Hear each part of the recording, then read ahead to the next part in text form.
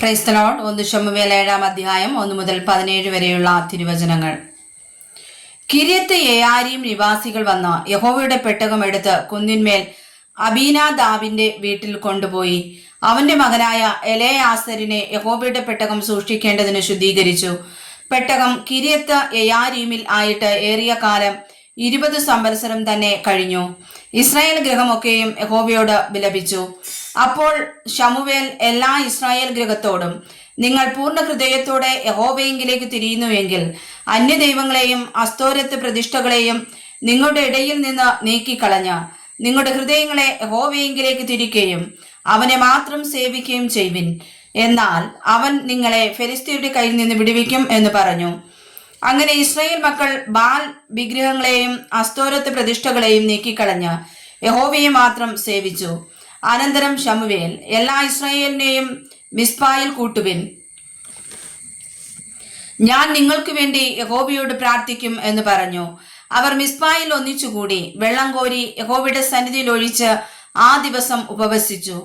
ഞങ്ങൾ യഹോവയോട് പാപം ചെയ്തിരിക്കുന്നു എന്ന് അവിടെ വെച്ച് പറഞ്ഞു. പിന്നെ ശമൂവേൽ മിസ്പായിൽ വെച്ച് ഇസ്രായേൽ മക്കൾക്ക് ന്യായപാലനം ചെയ്തു.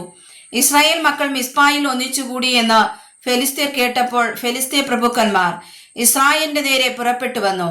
ഇസ്രായേൽ മക്കൾ അത് കേട്ടിട്ട് ഫെലിസ്ത്യരെ ഭയപ്പെട്ടു. ഇസ്രായേൽ മക്കൾ ശമൂവേലിനോട്, നമ്മുടെ ദൈവമായ യഹോവ ഞങ്ങളെ ഫെലിസ്ത്യരുടെ കയ്യിൽ നിന്ന് രക്ഷിക്കേണ്ടതിന് ഞങ്ങൾക്ക് വേണ്ടി അവനോട് പ്രാർത്ഥിക്കുന്നത് മതിയാക്കരുതേ എന്ന് പറഞ്ഞു.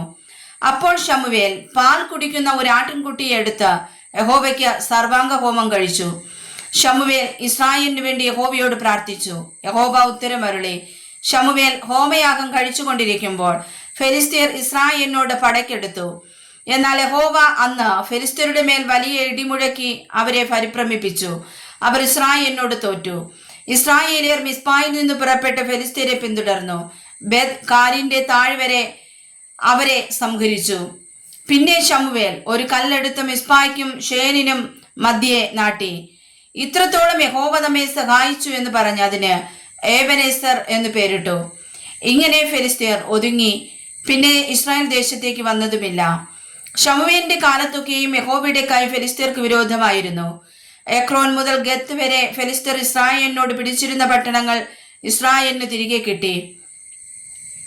അവരുടെ അതിർ നാടുകളും ഇസ്രായേൽ ഫെലിസ്ത്യരുടെ കയ്യിൽ നിന്ന് വിടുവിച്ചു. ഇസ്രായേലും അമോര്യരും തമ്മിൽ സമാധാനമായിരുന്നു. ശമൂവേൽ ജീവപര്യന്തം ഇസ്രായേലിന് ന്യായപാലനം ചെയ്തു. അവൻ ആണ്ടുതോറും ബേഥേലിലും ഗിൽഗാലിലും മിസ്പായിലും ചുറ്റി സഞ്ചരിച്ചു. അവിടങ്ങളിൽ വെച്ച് ഇസ്രായേലിന് ന്യായപാലനം ചെയ്തിട്ട് രാമയിലേക്ക് മടങ്ങിപ്പോരും. അവിടെയായിരുന്നു അവന്റെ വീട്. അവിടെ വെച്ചും അവൻ ഇസ്രായേലിന് ന്യായപാലനം നടത്തി വന്നു. യഹോവയ്ക്ക് അവിടെ ഒരു യാഗപീഠവും പണിതിരുന്നു. വായിച്ചതായ തിരുവചനങ്ങളാൽ കർത്താവ് നമ്മെ സമർത്ഥമായി അനുഗ്രഹിക്കുമാറാകട്ടെ. ആമേൻ.